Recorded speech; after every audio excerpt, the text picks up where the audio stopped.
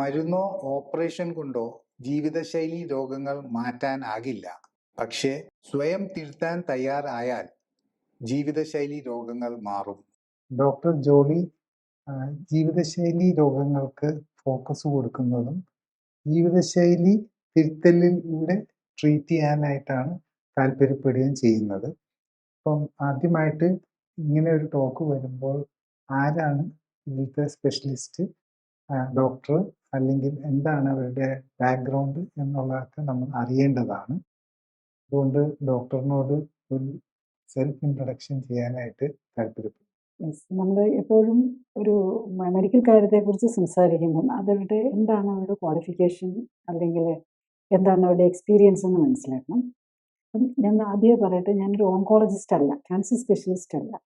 ഞാൻ ഈ life style ഡിസീസിന് life style കറക്ഷനിലൂടെ എങ്ങനെയാണ് എന്നുള്ളതാണ് എൻ്റെ ഇൻട്രസ്റ്റ്. അല്ലെങ്കിൽ ഞാൻ അതിലാണ് ഏറ്റവും എന്തായിട്ട് വർക്ക് ചെയ്തിരിക്കുന്നത്. എൻ്റെ എക്സ്പീരിയൻസും അതിലാണ്. ഞാൻ പഠിച്ചത് 1981 ബാച്ചിൽ കോട്ടയം മെഡിക്കൽ കോളേജിൽ നിന്ന് MBBS-ഉം അത് കഴിഞ്ഞ് തിരുവനന്തപുരം മെഡിക്കൽ കോളേജിലാണ് MD ചെയ്തത്. റീപ്രൊഡക്റ്റീവ് മെഡിസിനിലാണ് ഞാൻ കൂടുതൽ സ്പെഷ്യൽ ട്രെയിനിങ് ഒക്കെ കഴിഞ്ഞ് കൂടുതൽ ചെയ്തിരിക്കുന്നത്. 92-ൽ MD പാസ്സാകും.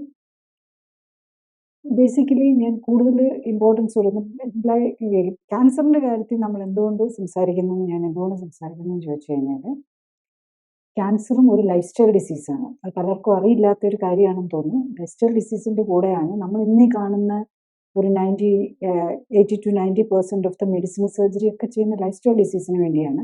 Diabetes, hyper tension, heart disease, allergy, asthma, arthritis, autoimmune disease, cancer included. അപ്പം എൻ്റെ എക്സ്പീരിയൻസ് കാണുന്നതിൽ എല്ലാത്തിനും ഒരു ലൈഫ് സ്റ്റൈൽ സൊല്യൂഷൻ ഉണ്ട്. ആക്ച്വലി ഞാൻ ഡെവലപ്മെൻറ്റ് ഇതിലേക്ക് വന്നിരിക്കുന്നത് വർഷങ്ങളായിട്ട് ട്രീറ്റ്മെൻറ്റിൻ്റെ പാർട്ടായിട്ട് തന്നെ ഞാൻ ലൈഫ് സ്റ്റൈലിനാണ് ഇമ്പോർട്ടൻസ് കൊടുത്തിരുന്നത്. അതുകൂടാതെ നമ്മൾ കോവിഡ് ടൈമിൽ നമുക്ക് പബ്ലിക്കിനും എല്ലാവർക്കും മനസ്സിലായ കാര്യമാണ്, കോവിഡ് പ്രിവെൻറ്റ് ചെയ്യാനായിട്ട് നമ്മൾ ലൈഫ് സ്റ്റൈൽ ചേഞ്ചാണ് വരുത്തത്. വീട്ടിലടച്ചിരിക്കുക, വാഷ് ചെയ്യുക, മാസ്ക് വയ്ക്കുക, ഇത് എന്ന് പറഞ്ഞതുപോലെ ഈവൻ നമ്മളുടെ കോവിഡിന് മരണപ്പെട്ടവരുടെ കാര്യം നോക്കിയാലും അവർ ലൈഫ് സ്റ്റൈൽ ഡിസീസ് ഉണ്ടാകുന്നവരാണ് കൂടുതൽ കോംപ്ലിക്കേഷനിലേക്ക് പോവുകയും മരണപ്പെടുകയും ചെയ്തത്. അപ്പോൾ അതാണ് നമ്മളുടെ ഏറ്റവും ഇമ്പോർട്ടൻറ്റ്. ബേസിക്കലി നമ്മുടെ ലൈഫ് സ്റ്റൈൽ കറക്റ്റ് ചെയ്ത് നമ്മുടെ ബോഡിയെ കറക്റ്റ് ചെയ്ത് വെച്ച് കഴിഞ്ഞാൽ ഏതും പ്രിവെൻറ്റ് ചെയ്യാനും അതിൻ്റെ ട്രീറ്റ്മെൻറ്റിൻ്റെ പാർട്ടായിട്ട്. അതുപോലെ ക്യാൻസറിൻ്റെ ആണെങ്കിൽ ഡിഫറെൻറ്റ് ടൈപ്സ് ഓഫ് ക്യാൻസർ എല്ലാ സ്റ്റേജസും സ്റ്റേജ് 1 അല്ലെങ്കിൽ പ്രിവെൻഷനോ, stage 1, 2, even 4th stage cancer, ഇങ്ങനെ എല്ലാ ടൈപ്പിലും നമുക്ക് എക്സ്പീരിയൻസും ഉണ്ട്. അതിനകത്ത് ലൈഫ് സ്റ്റൈൽ കറക്ഷൻ കൊടുക്കുന്ന ബെനിഫിറ്റ്സ് ഞാൻ മനസ്സിലാക്കിയിട്ടുണ്ട്. എപ്പോഴും വരുന്നൊരു ചോദ്യം എന്താണെന്ന് വെച്ചാൽ, ഈ ക്യാൻസർ എന്തുകൊണ്ട് എനിക്ക് സംഭവിച്ചു, എനിക്കതിന് നേരത്തെ സിംറ്റംസ് ഒന്നും ഉണ്ടായിരുന്നില്ലല്ലോ, പിന്നെ ഞാൻ ശരിക്കും എല്ലാ കാര്യങ്ങളും കറക്റ്റായിട്ടാണല്ലോ ചെയ്യുന്നത്, പിന്നെ എന്തുകൊണ്ട് ഇത് വന്നു? അത് ഏറ്റവും പ്രധാനം എന്തെന്ന്, ക്യാൻസറിന് എൻഡ് സ്റ്റേജ് എത്തിയാൽ മാത്രമേ വേദന വരുള്ളൂ. വേദനയോ ഒരു ബുദ്ധിമുട്ടോ ഒരു നീർക്കെട്ടോ ഒക്കെ ആയിട്ട് വരുന്നത് അത് ലാസ്റ്റ് സ്റ്റേജ് എത്തിക്കഴിഞ്ഞിട്ടായിരിക്കും മോസ്റ്റ് പ്രോബ്ലം. അതിനു മുമ്പുള്ളത് നമ്മൾ ആക്റ്റീവ് നോക്കിക്കൊണ്ട് നമ്മൾ തന്നെ ഒരു സ്ക്രീനിങ് ഒക്കെ നോക്കുക, അല്ലെങ്കിൽ വേറൊരു ആവശ്യത്തിന് പോയി ചെയ്യുമ്പം കണ്ടുപിടിക്കപ്പെടുന്ന. അപ്പം നമുക്ക് ക്യാൻസർ വരാനുള്ള ഒരു പോസിബിലിറ്റി ഏത് ഓർഗനെ വേണേലും നമുക്ക് ബോഡിയിൽ ക്യാൻസർ വരാനുള്ള സാധ്യത. അപ്പം അത് നമ്മൾ മനസ്സിലാക്കി നമ്മുടെ ഫാമിലിയിൽ അങ്ങനെ ചാൻസ് ഒക്കെ ഉണ്ടെങ്കിൽ നമ്മൾ സ്ക്രീനിങ് ചെയ്തുകൊണ്ടിരിക്കണം. അതാണ്. അപ്പം ബ്രസ്റ്റ് ക്യാൻസറിൻ്റെ കാര്യത്തിലാണെങ്കിൽ നമുക്ക് ഒരു ഗുണമുണ്ട്. നമുക്ക് ബ്രസ്റ്റിൻ്റെ നമുക്ക് ലേഡീസിന് ലേഡീസ് ആണെങ്കിലും ജെൻസ് ആണെങ്കിലും അത് എക്സ്റ്റേണല്ല. അപ്പം നമുക്ക് തൊട്ട് നോക്കിയാൽ അറിയാൻ പറ്റും എന്തെങ്കിലും മുഴകൾ വരുന്നുണ്ട്. അപ്പോൾ ബ്രസ്റ്റിൻ്റെ കാര്യത്തിൽ നമ്മൾ ഒരു സിംറ്റം എത്തിക്കഴിഞ്ഞ് വലിയ മുഴയൊക്കെ ആയി കയ്യിൽ നീര് വന്നിട്ടോ അല്ലെങ്കിൽ ബ്രെയിനിലേക്ക് സെക്കൻഡറി വന്നിട്ടോ അല്ലെങ്കിൽ ലിവറിൽ സെക്കൻഡറി വന്നിട്ടോ ഒക്കെ അറിഞ്ഞു കഴിഞ്ഞ് കഴിഞ്ഞാൽ നമുക്ക് വളരെ ലിമിറ്റഡ് ആയിരിക്കും. പക്ഷെ നമുക്ക് അതിനൊക്കെ വളരെ മുമ്പ് തന്നെ ഇത് കണ്ടുപിടിക്കാൻ പറ്റുന്നതേ ഉള്ളൂ. അപ്പോൾ അതിന് ഇന്നിപ്പം ട്യൂമർ മാർക്കേഴ്സ് ഉണ്ട്, ഇൻഫ്ലമേറ്ററി. ആക്ച്വലി ക്യാൻസർ ഒരു ദിവസം 2 ദിവസം കൊണ്ടൊന്നുമല്ല, വർഷങ്ങൾ കൊണ്ടാണ് ഇത് ഡെവലപ്പ് ചെയ്യുന്നത്. അപ്പോൾ അതിന് നേരത്തെ കണ്ടുപിടിക്കാൻ വേണ്ടിയിട്ട് ഇൻഫ്ലമേറ്ററി മാർക്കേഴ്സ് ഉണ്ട്. ആദ്യം കൂടുന്ന ഇൻഫ്ലമേറ്ററി മാർക്കേഴ്സ് ആയിരിക്കും. അത് കഴിഞ്ഞാൽ ട്യൂമർ മാർക്കേഴ്സ് വരാം. അത് കഴിഞ്ഞ് കഴിഞ്ഞാൽ നമുക്ക് മുഴയായിരിക്കും. ഇപ്പം ബ്രസ്റ്റിനെ സംബന്ധിച്ചിടത്തോളം നമുക്ക് മാമോഗ്രഫി ഉണ്ട്, അൾട്രാസൗണ്ട് സ്കാൻ ഉണ്ട്, MRI ഉണ്ട്. അങ്ങനെ പല ടെസ്റ്റുകളും ഉണ്ട് നമുക്ക് ചെയ്ത് നോക്കാനും. നമുക്കൊരു എന്തെങ്കിലും ഒരു മുഴ വന്നു എന്നൊരു സംശയം ഉണ്ടെങ്കിൽ തന്നെ നോക്കാനുണ്ട്. അപ്പം അതിന് കറക്റ്റായിട്ട് യൂസ് ചെയ്ത് കഴിഞ്ഞു കഴിഞ്ഞാൽ നമ്മളുടെ ഈ പ്രീ ക്ലിനിക്കലായിട്ട് ക്ലിനിക്കലി മാനിഫെസ്റ്റ് ചെയ്ത് കഴിഞ്ഞിട്ടല്ല ക്യാൻസർ നമ്മൾ കണ്ടുപിടിക്കേണ്ടത്. പ്രീ ക്ലിനിക്കൽ സിറ്റുവേഷനിൽ തന്നെ കണ്ടുപിടിക്കുകയാണെങ്കിൽ നമുക്കതിന് കീമോയോ റേഡിയേഷനോ സർജറിയോ ഒന്നും വേണ്ടി വരികയില്ല. സർജറി ആണെങ്കിലും ചെയ്യേണ്ട വന്നാൽ തന്നെ ഒരു എക്സിഷൻ ബയോപ്സി മാത്രമേ, അല്ലെങ്കിൽ ഒരു FNAC അല്ലെങ്കിൽ എക്സിഷൻ ബയോപ്സിയാണ് നമ്മൾ ചെയ്യേണ്ടി വരുന്നത്. അപ്പം ആ സ്റ്റേജ് വരുമ്പോൾ തന്നെ നമ്മൾ കണ്ടുപിടിച്ച് നമ്മൾ ലൈഫ് സ്റ്റൈൽ കറക്റ്റ് ചെയ്യാനാണ് ശ്രമിക്കേണ്ടത്. എന്നാൽ മാത്രമേ നമ്മളുടെ ഈ ക്യാൻസർ കൊണ്ടുള്ള മരണം മാത്രമല്ല, മോർബിഡിറ്റി, അതായത് നമ്മുടെ ക്വാളിറ്റി ഓഫ് ലൈഫ്, കീമോയും റേഡിയേഷനും സർജറിയും. സർജറി എന്ന് പറഞ്ഞാൽ നമ്മൾ ചെയ്യുന്ന ക്യാൻസറിന് ചെയ്യുന്ന വളരെ എക്സ്റ്റെൻസീവ് സർജറി ആയിരിക്കും. ആ ഓർഗനെ തന്നെ എടുത്തു കളയുക, അതിനോടനുബന്ധിച്ചുള്ള ഇമ്മ്യൂൺ സിസ്റ്റം ഗ്ലാൻസ് എടുത്തു കളയുക, ഇങ്ങനെയായിരിക്കും ചെയ്യുന്നത്. അപ്പോൾ അത് വളരെ നമ്മളുടെ ക്വാളിറ്റി ഓഫ് ലൈഫിൽ എഫക്റ്റ് ചെയ്യും. അതില്ലാതെ നോക്കാൻ നമ്മൾ പ്രിവെന്റീവ് സ്ക്രീനിങ്ങിനാണ് നമ്മൾ നോക്കേണ്ടത്. പലർക്കും ഉള്ള ഒരു ശരിക്കും പറഞ്ഞാൽ അറിവില്ലായ്മ എന്ന് പറയുന്നത്, ശരിക്കും പറഞ്ഞാൽ ഈ ബ്രസ്റ്റ് ക്യാൻസർ എന്ന് പറഞ്ഞാൽ ഒരു ഐറ്റം ആണോ അല്ലെങ്കിൽ പലതാണോ എന്നുള്ളതാണ്. അപ്പോൾ അങ്ങനെയുള്ള ഒരു കണ്ടീഷനിൽ എന്താണ് നമുക്ക് അതിനെപ്പറ്റി പറയാനുള്ളത്? ബ്രസ്റ്റ് ക്യാൻസർ പല ടൈപ്പ് ബ്രസ്റ്റ് ക്യാൻസർ ഉണ്ട്. അത് ബ്രസ്റ്റ് ക്യാൻസർ വരുന്നത് എങ്ങനെയാണെന്ന് നമ്മൾ ആദ്യം മനസ്സിലാക്കണം. ബ്രസ്റ്റ് ക്യാൻസർ എന്നല്ല, ഏത് ക്യാൻസർ ആണെങ്കിലും വരുന്നത് അതിന് പുറകിൽ 3-4 കാരണങ്ങളാണുള്ളത്. അവിടെ വരുന്നത് നമ്മളുടെ ജനറ്റിക്, നമ്മുടെ DNA, ബ്രസ്റ്റിലെ സെല്ലുകളിൽ വരുന്ന DNA വരുന്ന ചേഞ്ച്, മ്യൂട്ടേഷൻസ് എന്ന് പറയും. ജനറ്റിക് ചേഞ്ച് അവിടെ വരികയാണ്.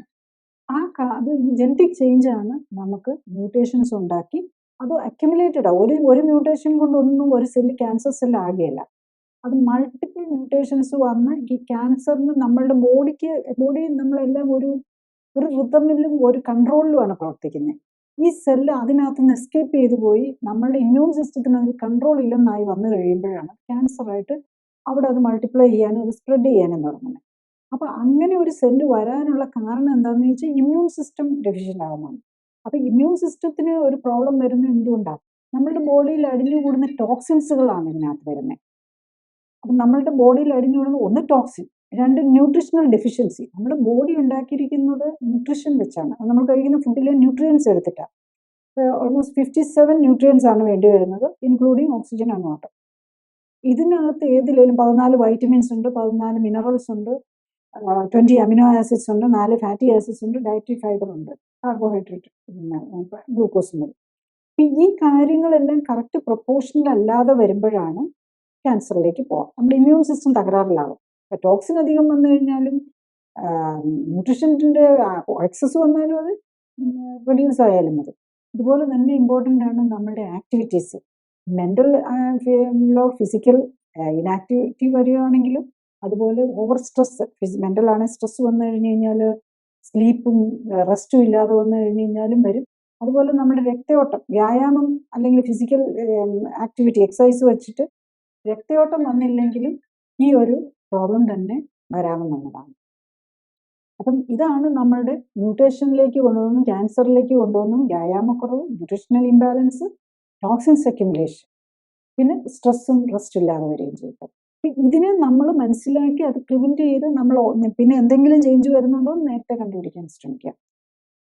നമ്മളുടെ ഈ ക്യാൻസർ ട്രീറ്റ്മെൻറ്റിനെ പറ്റി നമ്മൾ പറയുമ്പോൾ ഒരേ ട്രീറ്റ്മെൻറ്റ് ഒരേ ഒരു സിറ്റുവേഷൻ ആണ്. ഇപ്പോൾ സ്റ്റേജ് 2 ആണ്, 1 ആണ്, അങ്ങനെയൊക്കെയാണല്ലോ ജനറലി ആൾക്കാർ അറിയുന്നത്.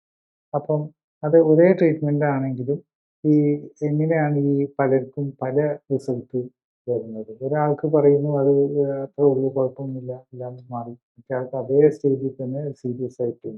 നമ്മുടെ ക്യാൻസറിൻ്റെ ഔട്ട്കം നമ്മൾ നോക്കുന്ന എപ്പോഴും സ്റ്റേജിങ് ഉണ്ട്. സ്റ്റേജ് 1, സ്റ്റേജ് 2, സ്റ്റേജ് 3, പിന്നെ അതിൻ്റെ ഹോർമോൺ റിസപ്റ്ററിനെ അനുസരിച്ച് അങ്ങനെയൊക്കെ കുറേ കാര്യങ്ങൾ നോക്കിയിട്ടാണ് അതിൻ്റെ ഒരു എന്തായിരിക്കും ഫ്യൂച്ചർ, അല്ലെങ്കിൽ എന്ത് ട്രീറ്റ്മെൻറ്റാണ് കൊടുക്കുന്നതെന്നൊക്കെ ഡിസൈഡ് ചെയ്യുന്നത്. പക്ഷെ ഇതിലെല്ലാം പ്രധാനം നമ്മളുടെ ബോഡിയാണ്. ഇപ്പോൾ സ്റ്റേജ് 1 ആണ്, 2 പേർക്കും 2 രീതിയിലായിരിക്കും അവർ റെസ്പോണ്ട് ചെയ്യുന്നത്, നമ്മുടെ ബോഡി റെസ്പോണ്ട് ചെയ്യുന്നത്. ഇപ്പം പലപ്പോഴും ട്രീറ്റ്മെൻറ്റ് കൊടുക്കുന്നതും ഓരോ ഡോക്ടറിൻ്റെ അനുസരിച്ച് മരുന്നുകൾ, പല മരുന്നുകളുണ്ട്, അതിൽ നിന്ന് ഏത് സെലക്ട് ചെയ്ത് കൊടുക്കുന്നു, പിന്നെ അഫോർഡബിലിറ്റി ഓഫ് ദി പേഷ്യൻറ്റ്, ഇതെല്ലാം കൂടെ പലപ്പോഴും ചില എക്സ്പെൻസീവ് മെഡിസിൻ ചിലർക്ക് പറ്റൂല, ചിലർക്ക് അഫോർഡ് ചെയ്യാൻ പറ്റും. അപ്പം ഏത് മരുന്ന് കൊടുത്തു, ഇതിലെല്ലാം പ്രധാനം നമ്മുടെ ബോഡിയുടെ ഇമ്മ്യൂൺ സ്റ്റാറ്റസ്. മരുന്നിനൊക്കെ നമ്മൾ ഹെൽപ്പ് ചെയ്യാനേ പറ്റുള്ളൂ, ഈ ഇമ്മ്യൂൺ സിസ്റ്റത്തെ നമ്മൾ ഈ മരുന്നുകൾ കൊടുക്കുമ്പോൾ ഇപ്പോൾ കീമോതെറാപ്പി ആണെങ്കിലും റേഡിയേഷൻ ആണെങ്കിലും സർജറി ആണെങ്കിലും നമ്മുടെ ബോഡിയിൽ ഇൻഫ്ലമേഷൻ കൂട്ടുകയാണ് ചെയ്യുന്നത്. അതുപോലെ നമ്മുടെ ഇമ്മ്യൂണിറ്റിക്ക് ഒരു ചാലഞ്ചാണ് കൊടുക്കുന്നത്. അപ്പം ആ ചാലഞ്ചിനെ എത്ര താങ്ങാനുള്ള ശേഷിയുണ്ട് നമ്മുടെ ബോഡിക്ക്. പിന്നെ നമുക്ക് കിട്ടുന്ന ന്യൂട്രീഷനാണ് ആ സമയത്ത് ഈ ചെയ്യുന്ന സമയത്തും നമ്മളുടെ ഫിസിക്കൽ ആൻഡ് മെൻ്റൽ ആക്ടിവിറ്റിയും ന്യൂട്രീഷനുമാണ് നമ്മുടെ ഇമ്മ്യൂൺ സിസ്റ്റത്തെ ഒപ്റ്റിമൈസ് ചെയ്യുന്നത്. പലപ്പോഴും അതൊക്കെ മറന്നു പോകും. നമ്മൾ ക്യാൻസർ എന്ന് കേട്ട് കഴിഞ്ഞാൽ സ്ട്രെസ് കൂടും, പിന്നെ റെസ്റ്റ് ഉണ്ടാവില്ല, ഓരോ ആശുപത്രിയിലേക്ക് പോയിക്കൊണ്ടിരിക്കുകയായിരിക്കും ചെയ്യുന്നത്. ഫുഡൊക്കെ അതിനകത്ത് ഫുഡ് ന്യൂട്രീഷനെ ഇഗ്നോർ ചെയ്യും. നമ്മൾ ആകെ ഫോക്കസ് ചെയ്യുന്ന കീമോതെറാപ്പി റേഡിയേഷനും അതിന് വേണ്ടിയിട്ടുള്ള എക്കണോമിക് ബാലൻസ് കൊണ്ടുവരിക ഇങ്ങനത്തെ കാര്യത്തിലായിരിക്കും. അപ്പോൾ അവിടെയാണ് പലപ്പോഴും നമ്മുടെ ഈ ഇതിൽ തെറ്റുന്നത്.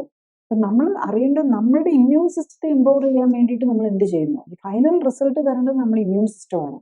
നമ്മുടെ ഇമ്മ്യൂൺ സിസ്റ്റത്തെ ബ്ലോക്ക് ചെയ്യുക അല്ലെങ്കിൽ ഡിസ്ട്രോയ് ചെയ്യുന്ന മരുന്നുകൾ ക്യാൻസറിനെ ഡിസ്ട്രോയ് ചെയ്യാൻ നോക്കുമ്പോൾ നമ്മുടെ നാച്ചുറലി നമ്മുടെ ഇമ്മ്യൂൺ സിസ്റ്റത്തിനാണ് അതിൻ്റെ ഏറ്റവും വലിയ ഇമ്പാക്റ്റ് വരുന്നത്. കാരണം ക്യാൻസർ സെല്ലിനെ ഇപ്പം നമ്മൾ റേഡിയേഷൻ വഴി അതിനെ ഇത് ചെയ്യാൻ നോക്കുമ്പോൾ അതിനോടൊപ്പം തന്നെ നമ്മുടെ കുറേ നോർമൽ സെല്ലുകളും കൂടെ നശിക്കും. അല്ലെങ്കിൽ കീമോതെറാപ്പിയിലാണെങ്കിലും നമ്മുടെ നോർമൽ സെല്ലും കൂടെ ഡിസ്ട്രോയ് ചെയ്യും. അതിനെയെല്ലാം മാറ്റണം. നമ്മുടെ ഇമ്മ്യൂൺ സിസ്റ്റം വേണം അതിനെയൊക്കെ കൊണ്ടുപോയി ഡിസ്ട്രോയ് ചെയ്യാൻ, ഒരു ഫ്യൂണറൽ പോലെ നടത്തി അവിടെ നമ്മുടെ ബോഡിയിൽ നിന്ന് മാറ്റണം.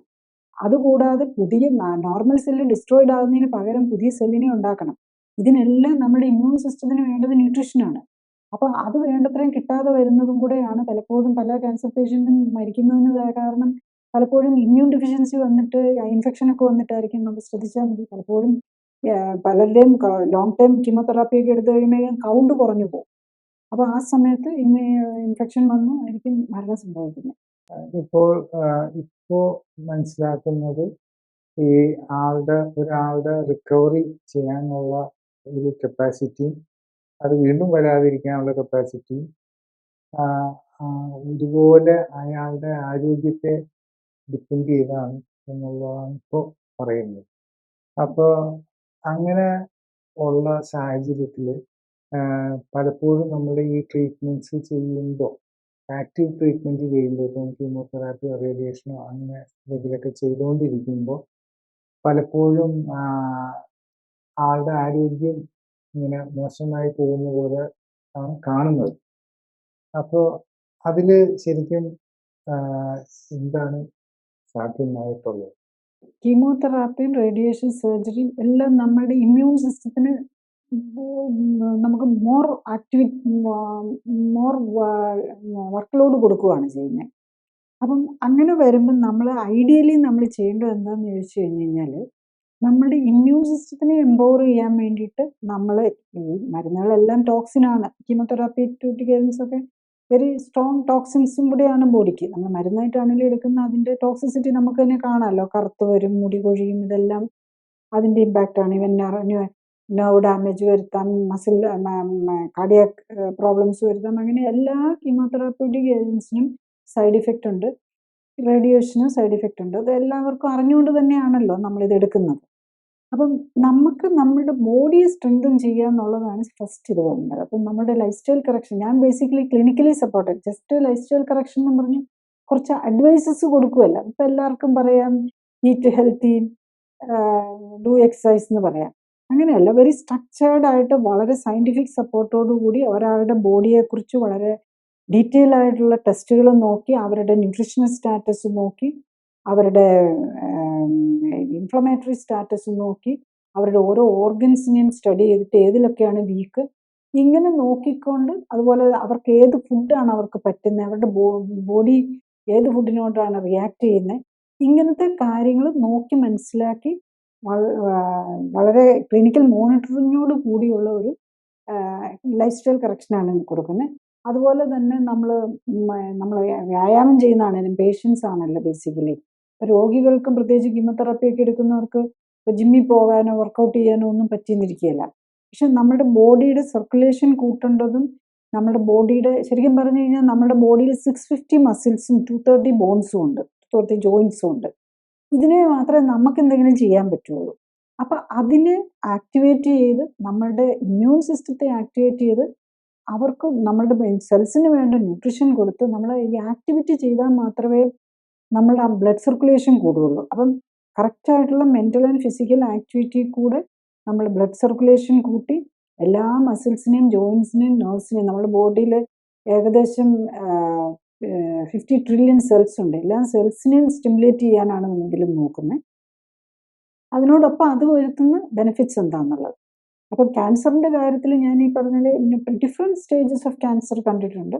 അതിൽ എല്ലാത്തിലും ലൈഫ് സ്റ്റൈൽ കറക്ഷൻ ഒരു വളരെ പോസിറ്റീവായിട്ടുള്ള റോള് ചെയ്യുന്നു എന്നുള്ളതാണ്. ജസ്റ്റ് പറയുക മാത്രമല്ല, നമ്മളത് മോണിറ്റർ ചെയ്തുകൊണ്ടാണ് പറയുന്നത്. മോണിറ്റർ ചെയ്ത് അതിൻ്റെ ബെനിഫിറ്റ്സ് ട്യൂമർ മാർക്കറിൽ, ഇൻഫ്ലമേറ്ററി മാർക്കറിൽ, ട്യൂമർ സൈസിലൊക്കെ വരുന്ന വേരിയേഷൻ നമുക്ക് കാണാൻ പറ്റും. ഇപ്പോൾ ശരിക്കും ഈ ക്യാൻസർ ട്രീറ്റ്മെൻറ്റ് അണ്ടർഗോ ചെയ്യുന്നവർക്ക് അവരുടെ സർവൈവൽ സൈഡിൽ അവരുടെ മസിൽ സ്റ്റാറ്റസിലും വളരെ കൂടുതൽ ഡിപ്പെൻഡ് ചെയ്യുന്നുണ്ടെന്നാണ് പറയുന്നത്. അപ്പം പൊതുവെ ഇങ്ങനെ ഒരു ക്യാൻസർ ഡയഗ്നോസിസും ട്രീറ്റ്മെൻറ്റിൻ്റെ ഒരു സ്റ്റേജിൽ ഈ മസിൽ ലോസ് വളരെ കൂടുതലായിട്ട് പറയുന്നുണ്ട്. അപ്പോൾ അങ്ങനത്തെ സാഹചര്യത്തിൽ ശരിക്കും എന്താണ് ഇതിന് നമുക്ക് മനസ്സിലാക്കേണ്ടത്? നമ്മുടെ ഹ്യൂമൻ ബോഡിയുടെ ഹെൽത്ത്, നമ്മുടെ ഹെൽത്ത് സ്റ്റാറ്റസ് അല്ലെങ്കിൽ നമ്മുടെ ബോഡിയുടെ ഏജിങ് പോലും നമ്മളിപ്പോൾ സയൻറ്റിഫിക്കലി കാൽക്കുലേറ്റ് ചെയ്യുന്നത് നമ്മളുടെ എത്ര മസിലുണ്ട്, എത്ര ബോണുണ്ട്, എത്ര ഫാറ്റ് ഉണ്ടെന്ന്. അപ്പം നമ്മളുടെ ശരിക്കും ഹ്യൂമൻ ഇതിൽ നമ്മൾ ഫാറ്റ് പെർസെൻറ്റേജ് ഒരു 10 to 25%. ജെൻസിനാണെങ്കിൽ ഒരു 10 to 15%, ലേഡീസിനാണെങ്കിൽ ഒരു 15 to 25% ഫാറ്റാണ് നമുക്ക് പാടുള്ളൂ. ബാക്കിയുള്ളതൊക്കെ ലീൻ മസ് അല്ലെങ്കിൽ മസിലും ബോണും ആയിരിക്കണം. അപ്പോൾ എത്ര മസിലുണ്ടോ അതാണ് നമ്മുടെ ഹെൽത്ത് ഡിസൈഡ് ചെയ്യുന്നത്. അപ്പം നമ്മൾ ഈ ക്യാൻസർ പേഷ്യൻസിന് ജനറലി അവർ ക്യാൻസർ വരാനുള്ള ഒരു കാരണം തന്നെ മിക്കവാറും നമുക്ക് നമ്മുടെ ജനറലി കണക്കാക്കുന്നത് ഒബേസിറ്റിയും ആൽക്കഹോളും സ്മോക്കിങ്ങും ന്യൂട്രീഷൻ ഇംബാലൻസും ഇല്ലാതെ ഇരുന്നാൽ 33%, അത് 1/3 ഓഫ് ക്യാൻസർ അതിൽ നിന്ന് തന്നെ മാറും. അപ്പം ഈ ഒബേസിറ്റി എന്ന് പറയുന്നത് എന്താ? എക്സസ് ഫാറ്റ് അക്യുമുലേറ്റ് ചെയ്തിരിക്കുക. ഈ എക്സസ് ഫാറ്റ് അക്യുമുലേറ്റ് ചെയ്യുമ്പോൾ അതിനകത്ത് ടോക്സിൻസും വരുന്നുണ്ട്. അത് നമ്മുടെ നീർക്കെട്ട് കൂട്ടും. അതുപോലെ നമ്മുടെ ഇമ്മ്യൂൺ സിസ്റ്റത്തെയാണ് അത് നെഗറ്റീവ്ലി എഫക്റ്റ് ചെയ്യുന്നത്. ഈ എക്സസ് ഫാറ്റ് നമ്മുടെ ഇമ്മ്യൂൺ സിസ്റ്റത്തെ എഫക്റ്റ് ചെയ്യും. അതേസമയത്ത് മസിലും ബോണും കൂടുതലുള്ളത് നമുക്ക് എപ്പോഴും നല്ലതാണ്. പക്ഷെ നമ്മൾ മസിലും ബോണും കൂടുതലുണ്ടെങ്കിൽ കറക്റ്റ് ന്യൂട്രീഷൻ ഉണ്ടാകണം, കറക്റ്റ് എക്സസൈസ് ഉണ്ടാകണം. നമ്മൾ എക്സസൈസ് ചെയ്യാതിരിക്കുമ്പോഴേക്കും മസിൽ പോകും. പിന്നെ കീമോതെറാപ്പിയും റേഡിയേഷനും ഒക്കെ എടുക്കുമ്പോൾ അതിൻ്റെ ഇമ്പാക്റ്റ് തന്നെ മസിൽ സെൽസും ഡാമേജ്ഡ് ആകും. നോർമലായിട്ടുള്ള നമ്മുടെ ക്യാൻസർ സെല്ലിനെ ഇത് ചെയ്യാൻ നമ്മൾ ഡിസ്ട്രോയ് ചെയ്യാൻ നോക്കുന്നതിൻ്റെ ഭാഗമായിട്ട് നമ്മളുടെ എല്ലാ സെൽസിനും അതിൻ്റെ ഇമ്പാക്റ്റ് വരും. അതുകൊണ്ടാണ് ഇൻറ്റസ്റ്റൈനൽ ലൈനിങ്ങിനെയൊക്കെ എഫക്റ്റ് ചെയ്യുന്നതുകൊണ്ടാണ് ഛർദിലും വൊമിറ്റിങ് ഇങ്ങനെ വലിയ ബുദ്ധിമുട്ടുകൾ വരുന്നത്. ഭക്ഷണം കഴിക്കാൻ ബുദ്ധിമുട്ട് വരും. അതുപോലെ പലർക്കും ന്യൂറോളജിക്കൽ ഡാമേജ്, തരിപ്പോ ഒക്കെ വരാം. ഇവൻ ഈ ടോക്സിൻസും ഇതെല്ലാം കൂടി സ്കിന്നിനെ ബാധിക്കുന്നുണ്ട്. പലരുടെയും സ്കിന്നൊക്കെ കറുപ്പ് പോകുന്ന പോലെ നമുക്ക് കാണാറുണ്ട്. ഇതെല്ലാം അതിൻ്റെ ഇമ്പാക്റ്റാണ്. അപ്പം നമ്മൾ ഏറ്റവും പ്രധാനമായിട്ട് നോക്കേണ്ടത് അവർക്ക് വേണ്ട കറക്റ്റ് ന്യൂട്രീഷനും അവരെ കൊണ്ട് ചെയ്യാൻ പറ്റുന്നത് പോലുള്ള എക്സസൈസ് ചെയ്യിപ്പിക്കാനും അതിനൊരു ഇമ്പോർട്ടൻസ് കൊടുക്കുക എന്നുള്ളതാണ്. ക്യാൻസർ ട്രീറ്റ്മെൻറ്റ് ടൈമിൽ മാത്രമല്ല, ഇപ്പോൾ വെരി ഏർലി സ്റ്റേജ് കണ്ടുപിടിക്കുകയാണെങ്കിൽ, ഇപ്പം ഞാൻ പറഞ്ഞല്ലോ, ഞാൻ ക്യാൻസർ പ്രീ ക്ലിനിക്കൽ ഡിറ്റക്ഷനാണ് ഇമ്പോർട്ടൻസ് കൊടുക്കുന്നത്. ഇപ്പോൾ നമുക്ക് ട്യൂമർ മാർക്കേഴ്സ് ഉണ്ട്. ബ്രസ്റ്റ് ക്യാൻസറിനാണ് CA 15.5, പിന്നെ പാൻക്രിയാറ്റിക് ക്യാൻസറിന് CA 19.9, CA 125, ഓവറിയൻ ക്യാൻസറിന് PSA, പ്രോസ്റ്റേറ്റ് ക്യാൻസറിന്, അതുപോലെ സിഫ്ര എന്നുള്ളൊരു ടെസ്റ്റ് ഉണ്ട് ലങ് ക്യാൻസറിന്. ഈ ടെസ്റ്റുകളൊക്കെ വഴി നമുക്ക് വളരെ നേരത്തെ തന്നെ കണ്ടുപിടിക്കാൻ പറ്റും. അതുപോലെ തന്നെ inflammatory markers, CRP, blood count കൂടുക, ESR, ഇതൊക്കെ ഒരു കാര്യമില്ലാതെ കൂടി നിൽക്കുകയാണെങ്കിൽ അവരുടെ ഇൻഫ്ലമേഷൻ ലെവൽ കൂടുതലാണെന്ന. അതിൻ്റെ ഒപ്പം ഓവർ വെയിറ്റോ കൂടെ ഉണ്ടെങ്കിൽ ഡെഫിനറ്റ്ലി നമ്മൾ അവിടെ വെച്ച് നമ്മൾ പ്രിവെൻറ്റ് ചെയ്യാൻ നോക്കി കഴിഞ്ഞു കഴിഞ്ഞാൽ നമുക്ക് പ്രിവെൻറ്റീവായിട്ട് തന്നെ കറക്റ്റ് ചെയ്യാൻ പ്രിവെൻറ്റീവ് പാർട്ടിൽ തന്നെ നമുക്ക് ക്യാൻസറിനെ ഒരു പരിധിവരെ ഒഴിവാക്കാൻ പറ്റുന്നതേ ഉള്ളൂ. ഇപ്പം ഒരു കാര്യം വളരെ ഇമ്പോർട്ടൻ്റ് ആയിട്ട് പറയുന്നത് ഈ ഇൻസുലിൻ റെസിസ്റ്റൻസ്, അതുപോലെ തന്നെ ഹൈ ഇൻസുലിൻ, പിന്നെ അതുപോലെ തന്നെ ഇൻഫ്ലമേഷൻ. ഈ 3 കാര്യങ്ങളും ശരിക്കും പറഞ്ഞാൽ ഈ ക്യാൻസറിനെ ഡെവലപ്പ് ചെയ്യാനും ഗ്രോ ചെയ്യാനും സ്പീഡിൽ ഗ്രോ ചെയ്യാനും ഒക്കെ സഹായിക്കുന്നതാണെന്നാണ്. അപ്പോൾ ഈ ക്യാൻസർ ട്രീറ്റ്മെൻറ്റിൻ്റെ ഭാഗമായിട്ട് ഈ പറയുന്ന 3 കാര്യങ്ങൾ, ഇൻഫ്ലമേഷനും ഇൻസുലിൻ റെസിസ്റ്റൻസും ഹൈ ഇൻസുലിൻ, ഈ 3 കാര്യങ്ങൾക്ക് ശരിക്കും പറഞ്ഞാൽ എന്താണ് ശ്രദ്ധിക്കേണ്ടത്? ഡയബറ്റിസ് എന്ന് പറഞ്ഞു കഴിഞ്ഞു കഴിഞ്ഞാൽ ഒന്ന് നമുക്ക് ഗ്ലൂക്കോസ് കൂടുന്നതിനെയാണല്ലോ നമ്മൾ ഡയബറ്റിസ് എന്ന് പറയുന്നത്. പിന്നെ ടൈപ്പ് 2 ഡയബറ്റീസിൽ മിക്കവരിലും ഇൻസുലിൻ ലെവൽ കൂടുതലായിരിക്കും. അതുപോലെ തന്നെ നമ്മൾ ഇതിന് വേണ്ടിയിട്ട് എടുക്കുന്ന മരുന്നുകൾ പലതും ഇൻസുലിൻ ലെവൽ കൂട്ടുന്നതായിരിക്കും. അതുപോലെ നമ്മൾ ഇൻസുലിൻ ഇഞ്ചക്ഷൻ തന്നെയാണ് എടുക്കുന്നത്. Insulin is A cancer promoting സാധനമാണ്. മെഡിസിനായിട്ട് എടുക്കുകയാണെങ്കിൽ അതൊരു മെഡിസിൻ നമുക്ക് പറയാൻ പറ്റില്ല, ഒരു ഹോർമോൺ ആണല്ലോ.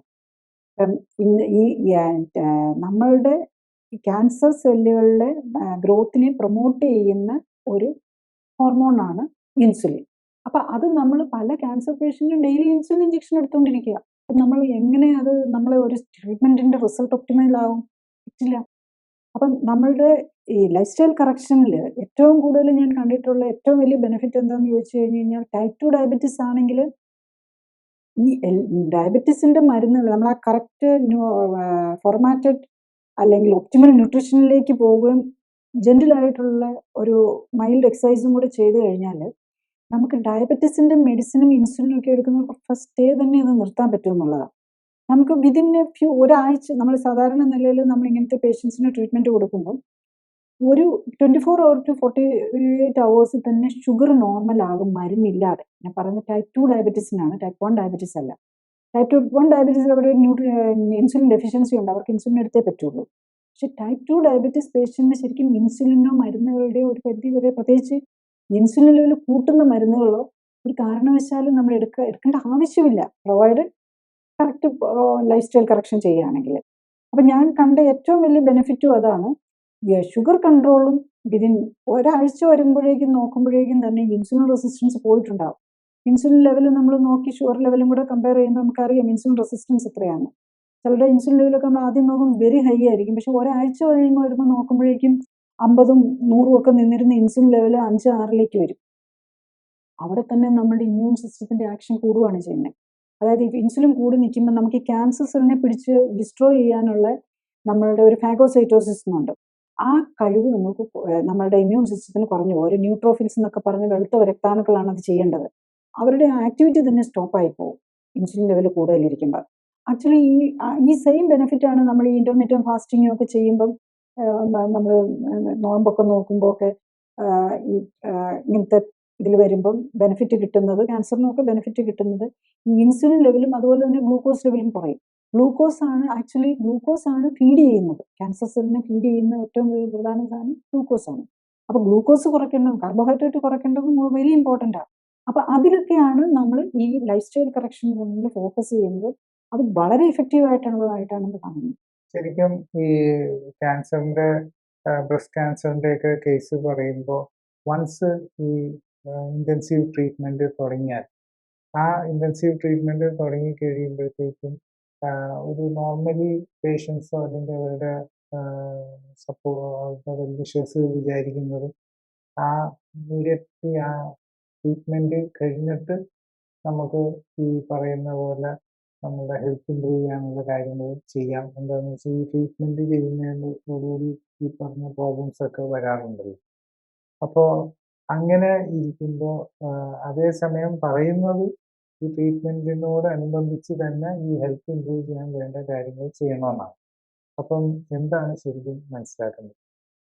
ബ്രസ്റ്റ് നമ്മളൊരു ക്യാൻസർ നമ്മൾ സംശയം തോന്നുവാണെങ്കിൽ തന്നെ അത് മിക്കവാറും അതിൻ്റെ ബയോപ്സിയും ഒക്കെ എടുത്ത് നമ്മളൊരു ട്രീറ്റ്മെൻറ്റ്, ഇപ്പം ഹയർ എൻഡ് പ്രൈവറ്റ് ഹോസ്പിറ്റലിലാണെന്നുണ്ടെങ്കിൽ ചിലപ്പോൾ ഫാസ്റ്റായിട്ട് എല്ലാം പ്രോഗ്രസ് ചെയ്ത് വരും. പക്ഷെ സാധാരണ ഒരാൾക്ക് ആദ്യം ഒരു സംശയം വന്നു, ഒരു മാമോഗ്രഫി ചെയ്ത് കഴിഞ്ഞപ്പം അല്ലെങ്കിൽ ഒരു അൾട്രാസൗണ്ട് സ്കാൻ നോക്കിയപ്പം അവിടെ ഒരു ബ്രസ്റ്റിലൊരു ചെറിയ ഇതുണ്ട്, അവർ അത് കഴിഞ്ഞിട്ടൊരു ബയോപ്സി എടുക്കും, പിന്നെ അതിൻ്റെ റിസൾട്ട് വന്നു.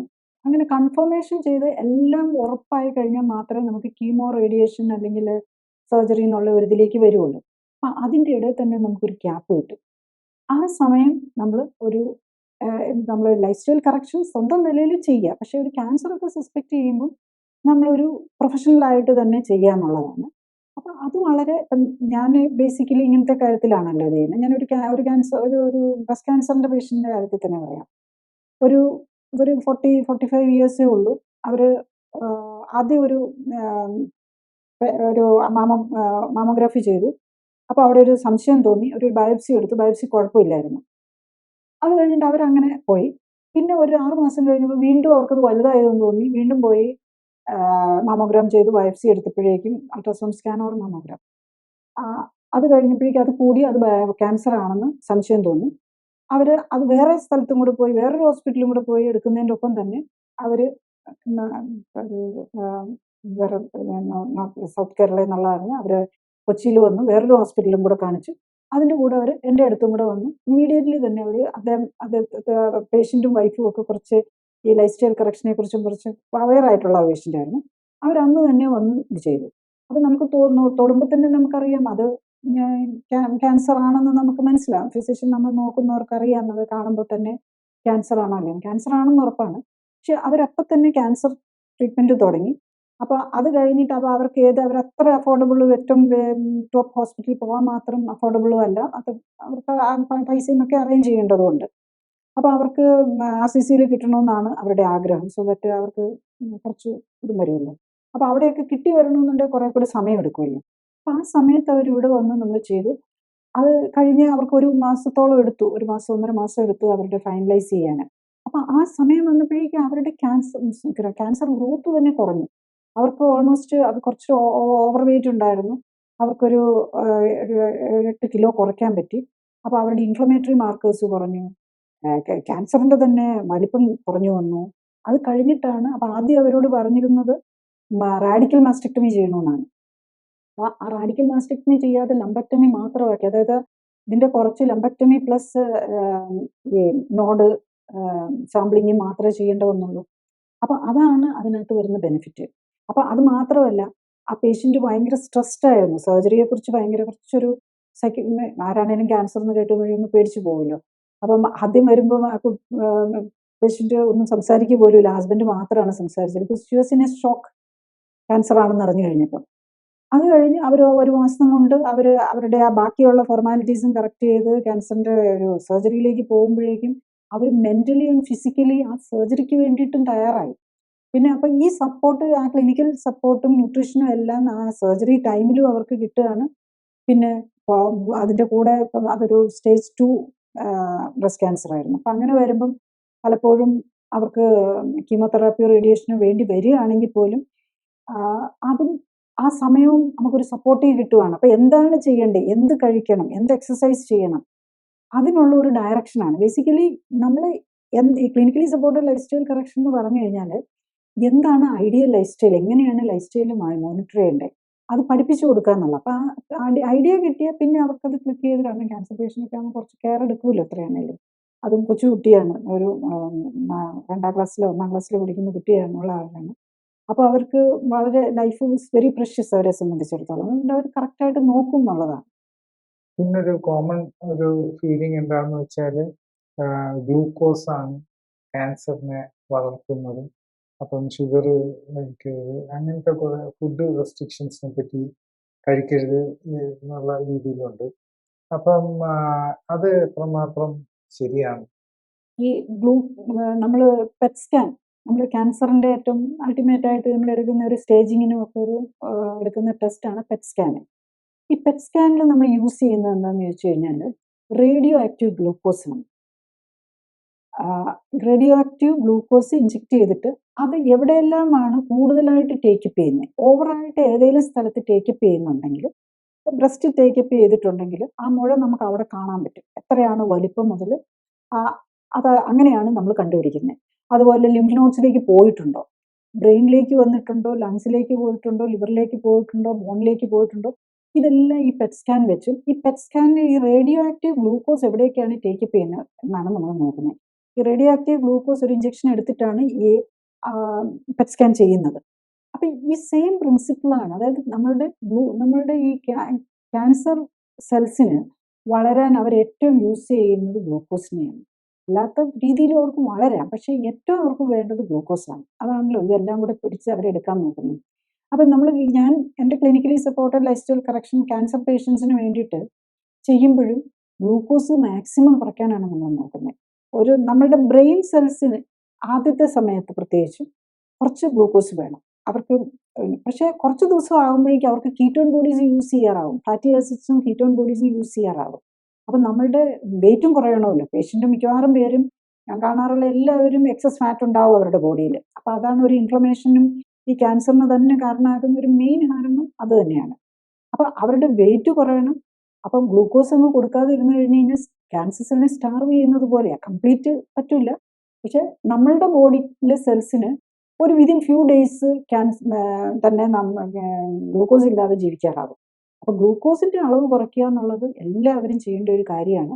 പക്ഷേ പലപ്പോഴും എന്താ പറ്റുന്നതെന്ന് ചോദിച്ചു കഴിഞ്ഞ് കഴിഞ്ഞാൽ ഹോസ്പിറ്റലിൽ നിന്നാണേലും അത് ഞാൻ ഒരു മോഡേൺ മെഡിക്കൽ ഡോക്ടേഴ്സും ഓങ്കോളജിസ്റ്റും ആ പ്രിൻസിപ്പിൾ പോലും യൂസ് ചെയ്ത് കണ്ടിട്ടില്ല. കാരണം മരുന്ന് പേഷ്യൻസിനോട് എല്ലാം പറയുന്ന അവരോട് നന്നായിട്ട് ഫ്രൂട്ട്സ് കഴിക്കുക, ചോറും എല്ലാ ഭക്ഷണം നന്നായിട്ട് കഴിക്കുക, കീമോതെറാപ്പിയും റേഡിയേഷനും ഒക്കെ എടുക്കുകയല്ലേ, സർജറി കഴിഞ്ഞല്ലേ, നന്നായിട്ട് ഭക്ഷണം കഴിക്കുക എന്നാണ് പറയുന്നത്. അപ്പം നമുക്ക് വേണ്ടത് ശരിക്കും ക്യാൻസർ പേഷ്യൻറ്റിന് ഗ്ലൂക്കോസും ഈ അരിയും ഗോതമ്പൊന്നും അല്ല അവർ കഴിക്കേണ്ടത്. അവരുടെ ന്യൂട്രീഷൻ കറക്റ്റ് ചെയ്ത് ഏറ്റവും ലോ കാർബോഹൈഡ്രേറ്റ്, അതേ സമയത്ത് എല്ലാ 15 വൈറ്റമിൻസും മിനറൽസും പ്രോട്ടീൻ ഓവറായും പോകാൻ പാടില്ല. ഓവറായി പോയി കഴിഞ്ഞാൽ ഈ പ്രോട്ടീനിനകത്തുനിന്ന് ക്യാൻസർ സെല്ലിന് അതിനും പറ്റും. ക്യാൻസർ സെല്ലിൽ അവർ പ്രോട്ടീനിനെ മാറ്റി ഗ്ലൂക്കോസ് ആക്കി അവർ ഗ്ലൂക്കോസ് ഉണ്ടാക്കി അത് വെച്ചിട്ട് അവർ വളരാൻ തുടങ്ങും. സോ അത് വളരെ മെറ്റിക്കുലസ് ആയിട്ട് മാനേജ് ചെയ്യേണ്ട. അപ്പോൾ അവിടെയാണ് നമുക്ക് ക്ലിനിക്കൽ സപ്പോർട്ട് വേണ്ടി വരുന്നത്. അപ്പം ഈ ഡയബറ്റിക് പേഷ്യൻ്റ് ആണെങ്കിൽ അതിൻ്റെ കൂടെ ഡയബറ്റീസും മാറിയിട്ടുണ്ടാവും. അപ്പം ഈ ഡയബറ്റീസും ഹൈപ്പർ ടെൻഷനും കൊളസ്ട്രോളും എല്ലാം നമുക്ക് ലൈഫ് സ്റ്റൈൽ കറക്ഷൻ കൊണ്ട് തന്നെ കറക്റ്റ് ആവും. അപ്പം നമ്മുടെ ബോഡിക്കും ശരിക്കും പറഞ്ഞു കഴിഞ്ഞാൽ ഡോക്ടേഴ്സ് ഇപ്പം ക്യാൻസർ ട്രീറ്റ്മെൻറ്റ് എടുക്കുന്ന patient clinically supported life style correction കൂടി എടുക്കുകയാണെങ്കിൽ ഇതിൻ്റെ അവരുടെ മറ്റ് മരുന്നുകളും അസുഖങ്ങളും എല്ലാം കൺട്രോൾഡ് ആയിട്ടുണ്ടാവും. അപ്പോൾ പിന്നെ ഡോക്ടർക്കും ഓങ്കോളജിസ്റ്റിന് പിന്നെ ക്യാൻസറിൻ്റെ കാര്യം മാത്രം നോക്കിയാൽ മതി. മറ്റെല്ലാ സ്പെഷ്യലിസ്റ്റുകളെയും ഒന്നും അങ്ങനെ എല്ലാം കൂടി എല്ലാ മെഡിസിൻസും കൂടെ ഫോളോ അപ്പ് ചെയ്യേണ്ട വരികയില്ല. അപ്പോൾ ബോഡിക്കാണെങ്കിലും ആകെ പിന്നെ ക്യാൻസർ സെല്ലും ക്യാൻസറിന് വേണ്ടിയിട്ട് കൊടുക്കുന്ന മരുന്നിൻ്റെ മാത്രം നോക്കിയാൽ മതിയല്ലോ. അപ്പം വളരെ ബെറ്റർ റിസൾട്ട് കിട്ടിക്കാൻ പറ്റുമെന്നുള്ളതാണ്. സിംപ്ലി കാർബോഹൈഡ്രേറ്റ് ഒഴിവാക്കാൻ നോക്കുന്നത് തന്നെ എല്ലാ ക്യാൻസർ പേഷ്യൻസും ശ്രദ്ധിക്കുക, കാർബോഹൈഡ്രേറ്റ് മാക്സിമം കുറയ്ക്കാൻ നോക്കുക. ബാക്കിയുള്ള ഇലക്കറികൾ, അപ്പോൾ എന്ത് കഴിക്കുമെന്ന് ചോദിച്ചു കഴിഞ്ഞാൽ ഇലക്കറികൾ, ഫിഷ്, മീറ്റ്, പയറുവർഗ്ഗങ്ങൾ, ഇതിൽ മാത്രം ഇമ്പോർട്ടൻസ് കൊടുക്കുക. പിന്നെ ഈ ക്യാൻസർ തന്നെ ബ്രസ്റ്റ് ക്യാൻസർ തന്നെ പല ടൈപ്പ് ഉണ്ട്. ട്രിപ്പിൾ നെഗറ്റീവ് ബ്രസ്റ്റ് ക്യാൻസർ, അതിൻ്റെ കാര്യത്തെ പറ്റി ആണെങ്കിൽ എന്താണ് അറിയുന്നത്? ഇന്ന് മോഡേൺ മെഡിസിൻ, അതായത് ഓങ്കോളജിസ്റ്റ് നമ്മൾ ചെയ്യുന്ന എന്താണെന്ന് വെച്ച് കഴിഞ്ഞാൽ നമ്മൾ ആദ്യം ഒരു ബയോപ്സി നോക്കി അതിൻ്റെ ഒരു കൺഫർമേഷൻ വേണം. അതിൽ ഗ്രേഡിംഗ് ഉണ്ട്, അതിൻ്റെ ട്യൂമർ സൈസ് ഉണ്ട്, പിന്നെ ലിംഫ് നോട്ട്സിലേക്ക് പോയിട്ടുണ്ടോ, അതാണ് TNM ക്ലാസിഫിക്കേഷൻ എന്ന് പറയും. ട്യൂമറിൻ്റെ സൈസ്, നോട്ട്സ് ഉണ്ടോ, അത് മെറ്റാസ്റ്റേസിസ് ഉണ്ട്. M എന്ന് പറയുന്നത് മെറ്റാസ്റ്റേസിസ്, പുറത്തേക്ക് പോയിട്ടുണ്ടോ, അത് ഒരു ലെവലാണ്. പിന്നെയുള്ളത് ബ്രസ്റ്റ് ക്യാൻസറിൻ്റെ കാര്യത്തിൽ റിസപ്റ്റർ സ്റ്റഡിയാണ്. റിസപ്റ്റർ 3 തരം റിസപ്റ്റേഴ്സ് ആണെന്ന് തോന്നുന്നത്. ഒന്ന് ഈസ്ട്രജൻ പിന്നെ പ്രൊജസ്ട്രോണ്, പിന്നെ HER2 എന്ന് പറയും. എന്ന് പറഞ്ഞാൽ ഹ്യൂമൻ, അത് ഗ്രോത്ത് ഹോർമോൺ റിസപ്റ്ററാണ്. ഹോർമോൺ റിസപ്റ്ററിനാണ് HER2 എന്നുള്ളത് വരുന്നത്. അപ്പം ഇത് 3ഉം ഏറ്റവും ബെസ്റ്റ് റിസൾട്ട് കിട്ടാവുന്നത് ഞാൻ ഈ പറഞ്ഞാൽ വേറെ ഒന്നുമില്ല, സ്റ്റേജ് 1 ആയിരിക്കണം, ഒരു <2 സെൻറ്റിമീറ്ററും ഈസ്ട്രജനും പ്രൊജസ്ട്രോണും പോസിറ്റീവ് ആയിട്ടുള്ളതാണ് ഏറ്റവും ബെസ്റ്റ് റിസൾട്ട്. അതായത് HER2 നെഗറ്റീവും ഈസ്ട്രജനും പ്രൊജസ്ട്രോണും പോസിറ്റീവ് ആയിട്ടുള്ള റിസൾട്ട് ക്യാൻസറിനാണ് ഏറ്റവും ബെസ്റ്റ് റിസൾട്ട് കിട്ടാൻ റിസൾട്ട്. നെക്സ്റ്റ് HER2 പോസിറ്റീവ് ആണ്. HER2 പോസിറ്റീവ് ആണെങ്കിൽ അത് ക്യാൻസർ ഗ്രോത്ത് ഫാസ്റ്റർ ആക്കും. അതായത് ഗ്രോത്ത് ഹോർമോൺ റിസപ്റ്റർ പോസിറ്റീവ് ആണ്. അപ്പോൾ അതിൽ പെട്ടെന്ന് ഫാസ്റ്റായിട്ട് വളരാൻ സാധ്യതയുണ്ട്. പക്ഷെ അവിടെ നമുക്കിപ്പം ടാർഗറ്റഡ് തെറാപ്പി എന്ന് പറഞ്ഞ് ഒരു ട്രീറ്റ്മെൻ്റ് ഉണ്ട്. അതായത് മോണോക്ലോണൽ ആൻറ്റിബോഡീസ് യൂസ് ചെയ്യുന്നത്,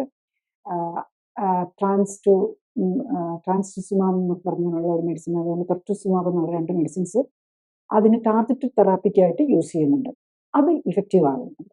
അതാണ് HER2 പോസിറ്റീവ് ആണ്. HER2 പോസിറ്റീവ് ആകുക എന്ന് പറയുന്നത് നല്ലതല്ല, പക്ഷെ അതിനൊരു ഇതുണ്ട്, അതിനൊരു സ്പെസിഫിക് ടാർഗറ്റഡ് തെറാപ്പി കൊടുക്കാം. പിന്നെയുള്ളത് ട്രിപ്പിൾ നെഗറ്റീവ്, അതായത് HER2 നെഗറ്റീവാണ്, ഈസ്ട്രജനും നെഗറ്റീവാണ്, പ്രൊജസ്ട്രോൺ നെഗറ്റീവ് ആണെങ്കിൽ അതാണ് ഏറ്റവും നെഗറ്റീവ് ഒരു റിസൾട്ട് വരുന്നത്. കാര്യം അത് HER2 നെഗറ്റീവ് ആയതുകൊണ്ട് മാത്രമായില്ല, അത് അത്തരം സെല്ല് അതിൻ്റെ അബ്നോർമാലിറ്റി വളരെ കൂടുതലായിരിക്കും. ആ നോർമൽ സെൽ സ്ട്രക്ചറിൽ നിന്ന് അത് കൂടുതൽ ഡീവിയേറ്റ് ചെയ്ത്, കൂടുതൽ മ്യൂട്ടേഷൻസ് വന്ന് കൂടുതൽ ഡീവിയേറ്റ് ചെയ്തു. അതുകൊണ്ടാണ് അതിന് ഏറ്റവും കൂടുതൽ ഒരു നെഗറ്റീവ് വരാവുന്നത്. പക്ഷേ ഇവിടെ നമുക്ക് ലൈഫ് സ്റ്റൈൽ കറക്ഷൻ വരുമ്പോൾ, അതായത് റേഡിയേഷൻ മറ്റുള്ള ഈ സ്പെഷ്യലി ഡ്രഗ്സ് ഇല്ല എന്നുള്ളതാണ് അവിടുത്തെ ഏറ്റവും വലിയ ഇത് വരുന്നത്. അതായത് ഹോർമോണൽ തെറാപ്പി എഫക്റ്റീവ് ആവില്ല, ടാർഗറ്റഡ് തെറാപ്പി എഫക്റ്റീവ് ആവില്ല. അപ്പം അവിടെയും നമുക്ക് ക്ലിനിക്കലി സപ്പോർട്ടഡ് ലൈഫ് സ്റ്റൈൽ കറക്ഷന് വളരെ ഇമ്പോർട്ടൻസ് ഉണ്ടെന്നുള്ളതാണ്. കാരണം നമ്മൾ ഗ്ലൂക്കോസ് ഇത് ചെയ്യുക, കറക്റ്റ് നമ്മുടെ ഇമ്മ്യൂൺ സിസ്റ്റത്തെ സപ്പോർട്ട് ചെയ്യുക, ഇത്തരം കാര്യങ്ങളാണ് ചെയ്യുന്നത്. പക്ഷെ അത്തരം പേഷ്യൻസിനും ഡെഫിനറ്റ്ലി നമ്മൾ ട്യൂമർ ലോഡ് കുറയ്ക്കാനായിട്ട് സർജറി ചെയ്യണം. റേഡിയേഷൻ പോസിബിൾ ആയിട്ടുള്ള റേഡിയേഷൻ എഫക്റ്റീവ് ആയിട്ടുള്ള, അതായത് സെക്കൻഡറീസ് ഒന്നും വന്നിട്ടില്ലെങ്കിൽ ഡെഫിനറ്റ്ലി ലോക്കൽ റേഡിയേഷൻ ഇത് എടുക്കേണ്ടത് ആവശ്യമാണ്. പക്ഷെ നമ്മൾ clinically supported life style correction വെച്ച് നമ്മൾ ന്യൂട്രീഷൻ ചെയ്യുകയാണെങ്കിൽ അവിടെയും ട്യൂമർ ഗ്രോത്ത് കുറഞ്ഞു വരാറുണ്ട്. അപ്പം അങ്ങനത്തെ എൻ്റെ എക്സ്പീരിയൻസിനും അങ്ങനെ നമ്മൾ കണ്ടിട്ടുണ്ടെന്നുള്ളതാണ്. ക്യാൻസറിന്റെ കാര്യം പറയുമ്പോൾ ഈ ക്യാൻസർ ഒരു ക്യാൻസറിൽ നിന്ന് പിന്നെ കുറച്ച് കഴിയുമ്പോൾ വേറെ ക്യാൻസേഴ്സ് ആ സെയിം അതേ വ്യക്തിക്ക് ഡെവലപ്പ് ചെയ്യുന്ന പോലെ വരാറുണ്ട്. അത് എന്തുകൊണ്ടാണ് അങ്ങനെ? പല ക്യാൻസേഴ്സ് ഇങ്ങനെ ഒരു ക്യാൻസറിന്റെ ട്രീറ്റ്മെന്റ് ചെയ്തുകൊണ്ടിരിക്കുന്നത് വേറെ ക്യാൻസറിലേക്ക് വരുന്നു. ക്യാൻസറിന്റെ കാര്യം തന്നെ സെല്ലുലാർ മ്യൂട്ടേഷൻസ് ആണല്ലോ. നമ്മൾ ആദ്യം കണ്ടപ്പോൾ നമ്മളിപ്പോൾ ബ്രസ്റ്റിലാണ്, ബ്രസ്റ്റ് ആയിരിക്കും കണ്ടത്. പക്ഷേ ഇതിൻ്റെ എല്ലാം ട്രീറ്റ്മെൻറ്റും കൂടെ വന്നു കഴിയുമ്പോഴേക്കും വീണ്ടും കൂടുതൽ ടോക്സിൻസ് ആണല്ലോ നമ്മുടെ ഉള്ളിലേക്ക് വരുന്നത്. അപ്പം ബോഡിയുടെ ന്യൂട്രീഷണൽ ഡിമാൻഡ് കൂടുക. പലപ്പോഴും അതനുസരിച്ചുള്ള ഒരു ന്യൂട്രീഷൻ കൊടുക്കാനും പറ്റുന്നുണ്ടാവില്ല. അങ്ങനെ വരുമ്പം അവിടെ ഡോർമെൻ്റ് ആയിട്ടിരുന്ന് അല്ലെങ്കിൽ സബ് ക്ലിനിക്കൽ ആയിട്ടിരുന്ന് മറ്റൊരു ക്യാൻസറും കൂടി എക്സ്പ്രസ് ചെയ്ത് വരിക. ഈവൻ നമ്മൾ ഇത് ട്രീറ്റ്മെൻറ്റിലും കാര്യം അതാണല്ലോ കാണുന്നത്. നമ്മൾ ആദ്യം ട്യൂമർ ഈവൻ സ്റ്റേജ് 1 സ്റ്റേജ് 2 എല്ലാം സർജറി ചെയ്തു, നല്ല ക്ലിയറൻസ് കിട്ടി. കീമോയിൻ റേഡിയേഷനും എല്ലാം ക്ലിയറൻസ് കിട്ടിയിട്ടും കീമോയിൻ റേഡിയേഷനും എടുത്തു, ഒന്നും കൂടി പ്രൊട്ടക്ട് ചെയ്യാൻ. അത് കഴിഞ്ഞാലും പലർക്കും വരുന്നുണ്ട്. അതിന് കാരണം എന്താ? നമ്മളതിൻ്റെ റൂട്ട് കോസ് ലൈഫ് സ്റ്റൈലിൽ വന്ന കാര്യങ്ങൾ കണ്ടെത്താനോ കറക്റ്റ് ചെയ്യാനോ ശ്രമിക്കുന്നില്ല. അപ്പം അതുകൂടാതെ ഇപ്പം നമുക്കറിയാം റേഡിയേഷൻ ശരിക്കും പറഞ്ഞു കഴിഞ്ഞ് കഴിഞ്ഞാൽ ക്യാൻസറോജനിക്കാണ്. ഈ പല നമ്മൾ ഉപയോഗിക്കുന്ന ഈവൻ നമ്മുടെ ഈ ലേറ്റസ്റ്റ് ടാർഗറ്റഡ് കീമോതെറാപ്പിയും ഒക്കെ ടാർഗറ്റഡ് മെഡിസിനും ഒക്കെ അത് ക്യാൻസർ വരുത്താനുള്ള പോസിബിലിറ്റിയും കൂടെ ഉണ്ട്. ഈവൻ പല മെഡിസിൻസിനും നമ്മൾ കാർഡിയാക് പ്രോബ്ലം വരുത്താം, കാർഡിയാക് ഡാമേജ് വരുത്താം, നെർവ് ഡാമേജ് വരുത്താം. അപ്പം ഇതെല്ലാം അതിൻ്റെ പാർട്ടായിട്ടുണ്ട്. അപ്പം നമ്മൾ കീമോയും റേഡിയേഷനും ഒക്കെ വളരെ ജുഡീഷ്യസ് ആയിട്ട് ഏറ്റവും ഇതായിട്ട് യൂസ് ചെയ്യുക. പക്ഷേ നമ്മളിപ്പോൾ എല്ലാത്തിലും ഇമ്പോർട്ടൻസ് കൊടുക്കുന്നത് കീമോയും റേഡിയേഷൻ സർജറിക്ക് മാത്രമാണ്. ആരും ലൈഫ് സ്റ്റൈൽ കറക്ഷനിലേക്ക് നമ്മളുടെ റൂട്ട് കോസ് കണ്ടെത്താനോ ബോഡിക്ക് വേണ്ട ന്യൂട്രീഷൻ കൊടുക്കാനോ ബോഡിയിലുള്ള ടോക്സിൻസ് ഒഴിവാക്കാനോ അല്ലെങ്കിൽ ബോഡിയിലേക്ക് കൊടുക്കുന്ന ടോക്സിൻ ഒഴിവാക്കാനോ നമ്മൾ ശ്രമിക്കുന്നില്ല. നമ്മൾ ഇപ്പം ലേഡീസിനാണല്ലോ ബ്രസ്റ്റ് ക്യാൻസർ കൂടുതൽ വരുന്നത്. അപ്പം അതിൻ്റെ ഒരു എക്സാമ്പിൾ പറയാം. നമ്മൾ ഇപ്പം നമുക്കെല്ലാം കൂടായിട്ടുള്ള കാര്യമാണ് ബ്രസ്റ്റ് ക്യാൻസറും യൂട്രൈൻ ക്യാൻസറും ഓവറിൻ ക്യാൻസറും എല്ലാം കൂടും ഈ ഡൈയും അതുപോലെ ഹെയർ ട്രീറ്റ്മെൻറ്റുകളും ചെയ്യുന്നത്. ഈ സ്ട്രൈറ്റനിങ്, കേളിങ്, അതുപോലെ ഡൈത് അങ്ങനത്തെ എല്ലാം ചെയ്യുന്നത് കൂട്ടും എന്നുള്ളത് അറിയാം. പക്ഷെ എന്നാലും ഒരു കീമോതെറാപ്പിയോ ഒരു റേഡിയേഷനോ അല്ലെങ്കിൽ ഒരു ട്രീറ്റ്മെൻറ്റോ അല്ലെങ്കിൽ ഒരു ബയോപ്സി കഴിഞ്ഞ് കഴിഞ്ഞാൽ ഒന്ന് ആരോഗ്യം വെച്ച് കഴിഞ്ഞ് കഴിഞ്ഞാൽ നമ്മൾ പല ലേഡീസിനും ഞാൻ കാണാറുണ്ട് നേരെ അതിലേക്കാണ് പോകുന്നത്. അതായത് ഹെയർ പോയി കഴിഞ്ഞ് കഴിഞ്ഞാൽ കീമോതെറാപ്പി എടുത്ത് ഹെയർ പോയിട്ടുള്ളവരുടെ കാര്യമല്ല ഞാൻ പറയുന്നത്. അല്ലാത്ത ഇപ്പം നമ്മൾ ഈ ടാർഗറ്റ് തെറാപ്പി ഒക്കെ എടുക്കുന്ന പേഷ്യൻസിന് ഹെയർ ലോസ് ഒന്നും വരികയില്ല. പക്ഷെ അവർ പോയി പിന്നെ നെക്സ്റ്റ് ഡേ അവർ ആ ഒരു ഫ്രഷ്നെസ് വരുത്താൻ വേണ്ടിയിട്ട് ഇത്തരം കാര്യങ്ങളാണ് ചെയ്യുന്നത്. പക്ഷെ അതെല്ലാവരും മനസ്സിലാക്കണം. ലേഡീസ് ഇനിയിപ്പോൾ ഇപ്പോഴത്തെ കാലത്ത് എനിക്കൊന്ന് ലാസ്റ്റ് 10 ഇയേഴ്സിലാണ് ഇത്രയധികം ഹെയർ ട്രീറ്റ്മെൻറ്റും ഹെയർ കളറിങ്ങും എല്ലാം വന്നിരിക്കുന്നത്. ഇതെല്ലാം ക്യാൻസർ സാധ്യത കൂട്ടും. യൂട്രൈൻ ക്യാൻസറിൻ്റെ സാധ്യതയും ഒവേറിയൻ ക്യാൻസറിൻ്റെ സാധ്യതയും ബ്രസ്റ്റ് ക്യാൻസറിൻ്റെ സാധ്യതയും അല്ലാത്ത ജനറൽ ക്യാൻസർ സാധ്യതകളും എല്ലാം കൂട്ടും എന്നുള്ള കാര്യം മനസ്സിലാക്കണം. നമ്മൾ ഇങ്ങനെ കോസ്മെറ്റിക്സും അതെല്ലാം ടോക്സിൻസ് ആണ്. നമുക്ക് ബോഡിക്ക് ശരിക്കും ന്യൂട്രീഷൻ അല്ലാത്തതെല്ലാം ടോക്സിനാണ്. അത് നമ്മൾ മനസ്സിലാക്കി അതനുസരിച്ച് നമുക്ക് ഹെൽത്ത് വേണോ നമ്മൾ ചില കോംപ്രമൈസസ് ചെയ്യേണ്ടി വരും. അത് ഏത് വേണം, ഏതിനാണ് ഇമ്പോർട്ടൻസ്, നമ്മളിപ്പോൾ എപ്പോഴും അപ്പിയറൻസ് മറ്റുള്ളവരുടെ മുമ്പിൽ കാണിക്കാനുള്ളതാണല്ലോ അത് വരുന്നത്. അതാണ് നമുക്ക് നമ്മളുടെ ഫീലിംഗ് ഓഫ് ഹെൽത്ത്, അതിൻ്റെ ജീവിക്കുക എന്ന് മാത്രമല്ല നമ്മൾ ക്വാളിറ്റി ഓഫ് ലൈഫ്, അത് നമ്മൾ കോസ്മെറ്റിക്സും അതുപോലെ നമ്മുടെ അപ്പിയറൻസ് മാത്രമാണോ? അതിപ്പം നമ്മുടെ ഈ ലാസ്റ്റ് ഒരു 20-25 ഇയേഴ്സിലാണ് നമ്മൾ ഇങ്ങനത്തെ കാര്യങ്ങളിലേക്കൊക്കെ ഒത്തിരി മാറിയിരിക്കുന്നത്. അതിൻ്റെ ഒരു റിസൾട്ടും കൂടിയാണ് നമ്മൾ ക്യാൻസറായിട്ട് പ്രതിഫലിക്കുന്നതെന്ന് കൂടെ നമ്മൾ മനസ്സിലാക്കണം. ഇപ്പൊ ഈ ക്യാൻസറിന്റെ കാര്യത്തിൽ രണ്ടാമത് ക്യാൻസർ വരുന്നത് ഇപ്പം ഒരു ക്യാൻസർ ട്രീറ്റ്മെന്റ് ചെയ്യുന്നു, റേഡിയേഷനും കീമോതെറാപ്പിയും സർജറിയും എല്ലാം ചെയ്ത് സ്കാനൊക്കെ ചെയ്ത് എല്ലാം പെർഫെക്റ്റ് ആയിട്ട് വന്നിട്ടും കുറച്ച് നാൾ കഴിയുമ്പോൾ അതേ ടൈപ്പ് ക്യാൻസർ തന്നെ അല്ലെങ്കിൽ വേറൊരു ടൈപ്പ് ക്യാൻസർ വരുന്നു. അപ്പം പറയുന്നത് ഈ ക്യാൻസർ സെൽസ് ബോഡിയിൽ ഈ പറയുന്ന പോലെ അല്ലാതെയും ഉണ്ടാവാം. പക്ഷെ അതിന് ഒരു ഒത്ത സാഹചര്യം വരുമ്പോൾ ഇതങ്ങ് ഡെവലപ്പ് ചെയ്യുന്നു എന്നുള്ളതാണ്. അപ്പോൾ അങ്ങനെയാണെങ്കിൽ ശരിക്കും പറഞ്ഞാൽ ഈ സർജറിയും റേഡിയേഷനും കീമോയും ഇമ്മ്യൂണോതെറാപ്പിയും വെച്ച് എന്തെങ്കിലും അതിന് ഫ്യൂച്ചറിൽ വരാതിരിക്കാനായിട്ട് ചെയ്യാനുണ്ടോ, അല്ലെങ്കിൽ വേറെ എന്താണ് ഓപ്ഷൻസ്?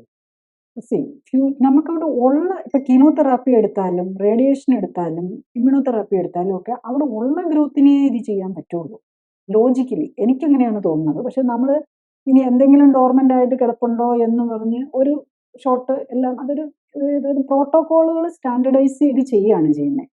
പക്ഷെ നമുക്കിപ്പം ഇപ്പം ഒരു ഗവൺമെന്റ് ഹോസ്പിറ്റലിൽ ഇപ്പം എല്ലാവർക്കും പെറ്റ് സ്കാൻ ചെയ്യാൻ പറ്റില്ല ഫ്രീ ട്രീറ്റ്മെന്റിലാണെങ്കിൽ. അപ്പം ഐഡിയലി ചെയ്യേണ്ടത് എന്താണെന്ന് ചോദിച്ചു കഴിഞ്ഞാൽ ക്യാൻസർ ആണ് ബയോപ്സിയിലും കണ്ടു കഴിഞ്ഞു കഴിഞ്ഞാൽ ഒരു പെറ്റ് സ്കാൻ ചെയ്ത് എവിടെയൊക്കെ വന്നിട്ടുണ്ടെന്ന് നോക്കുക എന്നുള്ളതാണ്, സ്റ്റേജിങ് ചെയ്യുക. പക്ഷെ ഞാനത് പല ഈവൻ ഹയർ എൻഡ് പ്രൈവറ്റ് ഹോസ്പിറ്റലാണെങ്കിലും പല ക്യാൻസറിനും അത് ചെയ്യുന്നതായിട്ട് കാണുന്നില്ല എന്നുള്ളതാണ്. അതുപോലെ നമ്മൾ സർജറിയും ഇത് കഴിഞ്ഞു കഴിഞ്ഞാൽ സർജറിയിൽ കംപ്ലീറ്റ്ലി ക്ലിയർ ആയി. ഇപ്പം ഞാൻ ഒരു റീസെൻ്റ്ലി കണ്ട ഒരു പേഷ്യൻ്റാണ്, അവർ 7 millimeter എന്തോ ഉള്ളൂ ബ്രസ്റ്റ് ക്യാൻസറിൻ്റെ സൈസ്, 7 millimeter 1 centimeter എന്തോ. അത് നേരത്തെ കണ്ടു. അത് അപ്പം biopsy excision fine needle aspiration ചെയ്തു. അപ്പോൾ അതിനകത്ത് ക്യാൻസർ ആണെന്ന് കണ്ടു. അവരെ എക്സിഷൻ ബയോപ്സി ചെയ്തു. അത് കണ്ടുകൊണ്ട് തന്നെ കൃത്യമായിട്ട് ഇപ്പോഴത്തെയൊക്കെ ഉണ്ടല്ലോ ഫ്രോസൺ സെക്ഷനൊക്കെ വെച്ചിട്ട് നമുക്ക് ക്ലിയറൻസ് കിട്ടുന്നുണ്ട്. 2 centimeter ക്ലിയറൻസ് കിട്ടണം എന്നുള്ളതാണ് നമ്മൾ എടുക്കുന്നത്. അതും കിട്ടി. ബെസ്റ്റ് വലിയ എന്താണ് മറ്റേ ഏറ്റവും ബെസ്റ്റ് റിപ്പോർട്ടാണ്. അതായത് HER2 നെഗറ്റീവാണ്, ഈസ്ട്രോജൻ പ്രൊജസ്ട്രോൺ പോസിറ്റീവാണ്. അപ്പോൾ അങ്ങനെയുള്ള ഒരു റിപ്പോർട്ടിൽ പോലും ഈ ക്ലിയറൻസും കഴിഞ്ഞിട്ടും ബ്രസ്റ്റിന് റേഡിയേഷൻ കൊടുക്കുകയാണ് ചെയ്യുന്നത്. അപ്പം അതിനെക്കുറിച്ചും പല സ്റ്റഡീസും നടന്നിട്ടുണ്ട്. റേഡിയേഷൻ ഇല്ലെങ്കിലും റേഡിയേഷനോ കൊടുത്തതുകൊണ്ട് വലിയ ബെനിഫിറ്റ് ഇല്ലെന്നാണ് പല സ്റ്റഡികളും കാണിക്കുന്നത്. പക്ഷെ എന്നാലും പേഷ്യൻറ്റിന് ഫിയർ ഉള്ളതുകൊണ്ടോ അല്ലെ ഡോക്ടേഴ്സ് എല്ലാ ഓപ്ഷൻസും പറയും. ഡോക്ടറിൻ്റെ റെസ്പോൺസിബിലിറ്റിയാണ് എല്ലാ ഓപ്ഷനും പറയേണ്ടത്. പക്ഷെ എല്ലാം മാറിയിട്ടുണ്ടെന്നുണ്ടെങ്കിൽ ഡെഫിനറ്റ്ലി നമ്മൾ പിന്നെയും ഇത് പറയുകയാണെങ്കിൽ നമ്മൾ ഡോക്ടറോടും കൂടി ചോദിക്കാൻ തുടങ്ങണം, പേഷ്യൻസും കൂടെ ഓപ്റ്റ് ചെയ്യാൻ തുടങ്ങണം. ക്യാൻസർ ട്രീറ്റ്മെൻറ്റിനെ കുറിച്ച് കുറച്ചും കൂടി എല്ലാവരും മനസ്സിലാക്കാൻ നോക്കണം. അപ്പം നമുക്ക് പലപ്പോഴും ഇപ്പം ബ്രസ്റ്റിൻ്റെ ഈവൻ കുറച്ചുകൂടെ സ്റ്റേജ് കൂടിയതാണെങ്കിൽ അപ്പം പിന്നെ ഒരു ക്യാൻസർ ഇത് ചെയ്ത് അതിനകത്ത് ക്ലിയറൻസ് കിട്ടിയോ എന്ന് ഒരു പെറ്റ് സ്കാൻ എടുത്ത് നോക്കാം. അല്ലെങ്കിൽ ലോക്കൽ മറ്റേ ആദ്യത്തെ പെറ്റ് സ്കാനിൻ്റെ ഡിസ്റ്റൻസ് മെറ്റാസ്റ്റേസിസ് ഒന്നും ഇല്ലെങ്കിൽ നമുക്ക് ലോക്കൽ സ്കാൻ വെച്ചിട്ട് നോക്കാം. അതിൽ ക്ലിയർ ആണെങ്കിൽ പിന്നെ നമ്മൾ എന്തിനാണ് വീണ്ടും റേഡിയേഷൻ എടുക്കുന്നത്? റേഡിയേഷൻ വീണ്ടും നമുക്ക് ക്യാൻസർ പോസിബിലിറ്റി ഈവൻ നമ്മൾ മാമോഗ്രാഫി തന്നെ അതിൻ്റെ പേരിൽ എത്രയോ ഒരു കണക്കുണ്ട്. ഈ മാമോഗ്രാഫി വീണ്ടും വീണ്ടും ചെയ്യുന്നതിൻ്റെ പേരിൽ ഇത്ര പോസിബിലിറ്റി ഉണ്ട് ക്യാൻസർ അവർക്ക് വരാനെന്ന്. അപ്പം റേഡിയേഷൻ ക്യാൻസർ റിസ്ക് കൂട്ടും. അപ്പം പ്രത്യേകിച്ച് ഇത്തരം ഇതുകൾ റേഡിയേഷൻ എടുക്കേണ്ട ക്ലിയറൻസ് കംപ്ലീറ്റ് കിട്ടിയാൽ അത് സർവൈലൻസ് ചെയ്യുന്നത് മാത്രമായാലും മതിയാവും എന്നുള്ളതാണ്. പിന്നെ അതുപോലെ അതിനകത്ത് പിന്നെയും ഇപ്പം ഇന്നത്തെ കാലത്ത് വേറെ ടെസ്റ്റുകളുണ്ട്. ജെനറ്റിക് സ്റ്റഡി നോക്കിയിട്ട് ഇതിന് വരാൻ ചാൻസ് ഉണ്ടോ എന്ന് നോക്കിയിട്ട് ഉണ്ടെങ്കിൽ വേണമെങ്കിൽ റേഡിയേഷൻ കീമോതെറാപ്പിയും ടാർഗറ്റ് തെറാപ്പിയും കൊടുക്കുക, ഈവൻ സ്റ്റേജ് 1 പോലും. പക്ഷേ ഈ കീമോതെറാപ്പിയും ടാർഗറ്റ് തെറാപ്പിക്കും സൈഡ് ഇഫക്റ്റ് ഉണ്ട്. കാരണം നമ്മുടെ ഇമ്മ്യൂൺ സിസ്റ്റത്തെ മാനിപ്പുലേറ്റ് ചെയ്യുകയാണ്. ചിലപ്പോൾ നമുക്ക് ഓട്ടോ ഇമ്മ്യൂൺ ഡിസീസിലേക്ക് പോവാം, ചിലപ്പം വേറെ ക്യാൻസർ വരാം. അപ്പം ഇന്ന് നമുക്ക് പലപ്പോഴും ഒരു ഓവർ ട്രീറ്റ്മെൻറ്റിലേക്ക് പോകുന്നുണ്ട്. അത് പലപ്പോഴും പേഷ്യൻസിൻ്റെ പേടിയാണ് ഇതിനകത്തൊക്കെ ഒരു കാരണം വരുന്നത്. പേഷ്യൻസ് ട്രീറ്റ്മെൻറ്റ് എടുക്കുമ്പം അപ്പം നമ്മൾ ഓവർ ആൻസൈറ്റി കാണിക്കുമ്പം എല്ലാ ഡോക്ടേഴ്സ് അവരുടെ കയ്യിലുള്ള എല്ലാ ഗാഡ്ജറ്റ്സും യൂസ് ചെയ്യാൻ നോക്കും. അപ്പം നമ്മൾ ഈ ഓവർ ഇത് കൂടാതെ നമ്മൾ എടുക്കുന്നത് ബെനിഫിറ്റ് എന്താ, ഗുണം എന്താ, ദോഷം എന്താ, ഇതിൻ്റെ സൈഡ് എഫക്റ്റ് എന്താ, റേഡിയേഷൻ എടുക്കേണ്ട ആവശ്യമുണ്ടോ, റേഡിയേഷൻ എടുത്തില്ലെങ്കിൽ എന്താണ്, അല്ലെങ്കിൽ എടുത്തില്ലെങ്കിൽ നമ്മൾ കറക്റ്റ് ലൈഫ് സ്റ്റൈൽ കറക്റ്റ് ചെയ്താൽ മതിയാവും. അപ്പം ഇതൊക്കെ ഞാൻ ഈ പറയുന്ന എല്ലാം patient who are willing to take lifestyle correction.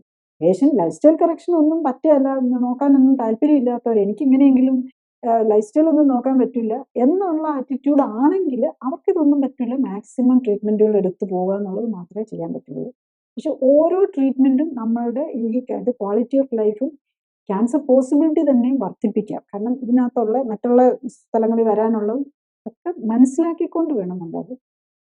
ശരിക്കും ഈ കീമോതെറാപ്പിനെ പറ്റി പറഞ്ഞു കേൾക്കുന്നത് ഈ കീമോതെറാപ്പിനെ എഫക്റ്റ് ചെയ്യും.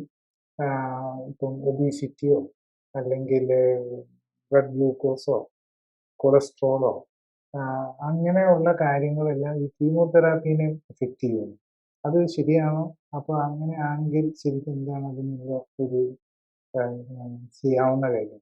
ഗ്ലൂക്കോസ് കൂടുതലുള്ള പേഷ്യൻസിന് മിക്കവാറും കീമോതെറാപ്പിനും സർജറി ടൈമിലൊക്കെ ഇൻസുലിനും കൂടെ ഇഞ്ചെക്ഷൻ എടുത്തുകൊണ്ടിരിക്കുകയായിരിക്കും. അപ്പം ഈ ഇൻസുലിൻ ഇഞ്ചെക്ഷൻ എടുത്തുകൊണ്ടിരിക്കുകയും ഇതിൻ്റെ ഇടയിൽ സ്ട്രെസ് കാരണം എത്ര ഇൻസുലിൻ ഇഞ്ചെക്ഷൻ എടുത്താലും എത്ര ഗുളിക എടുത്താലും അവരുടെ ഷുഗർ ചിലപ്പോൾ കൂടുന്നുണ്ടാവും. അപ്പോൾ അങ്ങനെയുള്ളവർക്ക് ഈ റേഡിയേഷൻ്റെ സൈഡ് എഫക്ട്സ് കൂടാനുള്ള സാധ്യത ക്യാൻസർ പിന്നെ നമ്മുടെ ബോഡി വേണമല്ലോ ഇതൊക്കെ. ക്യാൻസറിനെ സെല്ലിനെ നമ്മളുടെ മരുന്നോ അല്ലെങ്കിൽ ഇതൊക്കെ നശിപ്പിക്കുകയാണല്ലോ. ഇതിനെ ഒന്ന് കൊണ്ടുപോയി മാറ്റിക്കളയുകയും നമ്മുടെ ബോഡിയെ റിപ്പയർ ചെയ്തെടുക്കാനും നമ്മളുടെ ഇമ്മ്യൂൺ സിസ്റ്റം തന്നെ വേണം. ഇമ്മ്യൂൺ സിസ്റ്റത്തിന് ആകെ റേഡിയേഷനും കീമോതെറാപ്പിയും ഒക്കെ ഇമ്മ്യൂൺ സിസ്റ്റത്തിനെ സംബന്ധിച്ചിടത്തോളം സ്ട്രെയിനാണ്. പക്ഷെ ചില സമയങ്ങളിൽ ഇമ്മ്യൂൺ സിസ്റ്റത്തിന് ഗുണം ചെയ്യും. കാരണം എന്താണെന്ന് വെച്ചാൽ ട്യൂമറിൻ്റെ സൈസ് കുറച്ച്, ഇപ്പം ബ്രസ്റ്റ് ക്യാൻസർ ഒരു 3 സെൻറ്റിമീറ്റർ വലുപ്പമുള്ള മുഴയുണ്ട്, എന്നാൽ ഞാൻ ഇമ്മ്യൂൺ സിസ്റ്റത്തിനെ എംപവർ ചെയ്യാം, അതവിടെ ഇരുന്നോട്ടെ തന്നെ പോകുന്നു, അങ്ങനെ നമ്മൾ കരുതേണ്ട കാര്യമില്ല. നമ്മൾ ആ മുഴ എടുത്തു കളയാവുന്നതാണെങ്കിൽ ഡെഫിനറ്റ്ലി അത് എടുത്തു കളയണം. അപ്പോൾ എന്താണെന്ന് ചോദിച്ചു കഴിഞ്ഞാൽ ഇമ്മ്യൂൺ സിസ്റ്റത്തിന് അത് സപ്പോർട്ടാണ്. ആ ഒരു നമ്മൾ കറക്റ്റായിട്ട് ന്യൂട്രീഷനൊക്കെ എടുത്തുകൊണ്ടിരിക്കുന്ന ഒരാൾക്ക് ഒരു സർജറി, ഒരു എക്സിഷൻ ഒരു എക്സിഷൻ ചെയ്യുന്നത് ഒരു റിസ്കേ വരുന്നില്ല. പക്ഷേ ആ ക്യാൻസറിൻ്റെ അത്രയും പാർട്ടങ്ങ് മാറുകയുണ്ട്. പിന്നെ ഇമ്മ്യൂൺ സിസ്റ്റം അതിനെ കഷ്ടപ്പെട്ടിട്ടാണ് എടുത്ത് മാറ്റാൻ വേണ്ടിയിട്ട്. അപ്പം അങ്ങനെ നമ്മൾ ഭയങ്കര ഹൈ റോളുണ്ട് അതിന്. അതുപോലെ തന്നെ ഇപ്പം വെരി അഗ്രസീവ് ട്യൂമറാണ്, ട്രിപ്പിൾ നെഗറ്റീവാണ്. അങ്ങനെ വരുമ്പം നമ്മൾ ചെറിയ ഇതാണ് അതിൻ്റെ ലിംഫ് നോഡ്സിലേക്കും കൂടെ വന്നിട്ടുണ്ട്. ചെറിയ മഴയാണെങ്കിലും ലിംഫ് നോഡ്സിലും കൂടെ വന്നിട്ടുള്ളതാണെന്നുണ്ടെങ്കിൽ ഡെഫിനറ്റ്ലി വേറെ എവിടെയെങ്കിലുമൊക്കെ ഉണ്ടോ നമുക്ക് ടാർഗറ്റ് തെറാപ്പി എടുക്കാം. പക്ഷേ ഇതിനൊപ്പം തന്നെ ലൈഫ് സ്റ്റൈലും കൂടെ കറക്റ്റ് ചെയ്യുക എന്നുള്ളതാണ് നമ്മൾ ചെയ്യേണ്ടത്. അപ്പം എല്ലാ ട്രീറ്റ്മെൻറ്റും കൂടി എടുക്കാം എന്ന് ചെയ്താലും ഇപ്പം നമ്മൾ കാണാറുണ്ട്, ഞാൻ പലപ്പോഴും കണ്ടിട്ടുണ്ട്, വളരെ ലോ ഗ്രേഡ് ആയിരുന്നു, എല്ലാമാണ്, പക്ഷേ എല്ലാ ട്രീറ്റ്മെൻറ്റും എടുത്തു, പക്ഷേ വിതിൻ 1 or 2 years കൊണ്ട് ആൾ പോകുന്ന സാഹചര്യം വരുന്നുണ്ട്. അതുപോലെ ഞാൻ കണ്ടിട്ടുണ്ട്, ഞാനിപ്പോഴും ഓർക്കുന്നൊരു 4th stage cancer. 4th stage cancer എന്ന് പറഞ്ഞു കഴിഞ്ഞാൽ അവർക്ക് തുടങ്ങിയപ്പോൾ അവർ സ്റ്റേജ് 1 എന്തോ ഉണ്ടായിരുന്നുള്ളൂ. അവർ കീമോ എടുത്തു, റേഡിയേഷൻ എടുത്തു, പക്ഷേ സെക്കൻഡറി വന്നു, ലങ്സിന് സെക്കൻഡറി വന്നു, ലങ്സിൻ്റെ ഒരു പാർട്ട് എടുത്ത് കളഞ്ഞു. അത് കഴിഞ്ഞിട്ട് വീണ്ടും കീമോതെറാപ്പി കൊടുത്തു. പിന്നെ സ്കിന്നിൽ തലയിലൊരു മുഴ വന്നു, അതെടുത്ത് കളഞ്ഞു, വീണ്ടും കീമോതെറാപ്പി കൊടുത്തു, റേഡിയേഷൻ കൊടുത്തു. പിന്നെ അവസാനം അവർ കീമോതെറാപ്പി ഒന്നും കൊടുക്കാൻ മേലാത്ത ഒരു സാഹചര്യമായി. ബ്ലഡ് വെസൽസ് ഒന്നും കിട്ടുന്നില്ലെന്നായി. അവസാനം അവർക്ക് ഹാർട്ടിലേക്ക് ഡയറക്റ്റ്ലി കൊടുക്കുന്ന സെൻട്രൽ വീനസ് ഇതിട്ട് കൊടുത്തു. അവിടെയും ഇൻഫ്ലമേഷൻ വന്നു. ആ സ്റ്റേജിലാണ് ആ പേഷ്യൻ്റ് എൻ്റെ അടുത്ത് വരുന്നത്. അപ്പോഴേക്ക് അവർക്ക് നേരത്തെ ഡയബറ്റീസ് ഒന്നും ഇല്ലായിരുന്നു, പിന്നെ ഇപ്പം ഡയബറ്റീസ് വന്നു. നേരത്തെ ഹൈപ്പർ ടെൻഷൻ ഉണ്ടായിരുന്നു, ഡയബറ്റീസ് ഇല്ലായിരുന്നു. പക്ഷേ ഇപ്പം ഡയബറ്റിക്കാണ്, ഡയബറ്റീസിന് വേണ്ടിയിട്ട് മെഡിസിൻ എടുക്കുന്നുണ്ട്, ഹൈപ്പർ ടെൻഷന് വേണ്ടിയിട്ട് മെഡിസിൻ എടുക്കുന്നുണ്ട്. പക്ഷേ എന്നാലും അവർ ഇത്രയൊക്കെ ആയിട്ടും അവർ ഫിസിക്കലി ഫിറ്റ്നസ് ഉണ്ടായിരുന്നു. അപ്പം ഈ പേഷ്യൻറ്റിന് നമ്മൾ clinically supported life style correction എടുത്ത് തുടങ്ങിയപ്പോൾ തന്നെ ഈ അവരുടെ ഡയബറ്റീസ് മാറി. ഇത് പറഞ്ഞു അപ്പോഴേക്കും അവർ ഈ ഓവർ വെയിറ്റ് ആയിട്ടുണ്ടായിരുന്നു. അപ്പം ഇതിൻ 2-3 months കൊണ്ട് തന്നെ അവരുടെ ആ ഓവർ വെയിറ്റ് മാറ്റാൻ പറ്റി. അവർ ഫിസിക്കലി അങ്ങ് ഫിറ്റ് ആക്കാൻ പറ്റുന്നു എന്നുള്ളതാണ്. അപ്പം ഫിസിക്കൽ ഫിറ്റ്നസ് നമ്മൾ കൂടി അവരുടെ ആ കോൺഫിഡൻസ് ലെവലും കൂടും എന്നുള്ളതാണ്. ഈവൻ കീമോതെറാപ്പി പോലും പറ്റാതെ ഇരുന്ന പേഷ്യന്റിന് പോലും അങ്ങനെ ഒരു റിസൾട്ട് വരുത്താൻ പറ്റുന്നില്ല. രോഗകാരണം മനസ്സിലാക്കി പ്രബുദ്ധരാക്കുക. ജീവിതശൈലി ക്രമീകരണത്തിലൂടെ രോഗങ്ങളെ മാറ്റുക. കൂടുതൽ ഹെൽത്ത് വീഡിയോകൾക്കും ശാസ്ത്രീയമായ ജീവിതശൈലി ക്രമീകരണ അറിവുകൾക്കുമായി സബ്സ്ക്രൈബ് ബട്ടൺ അമർത്തിയ ശേഷം ബെൽ ബട്ടൺ അമർത്തുക.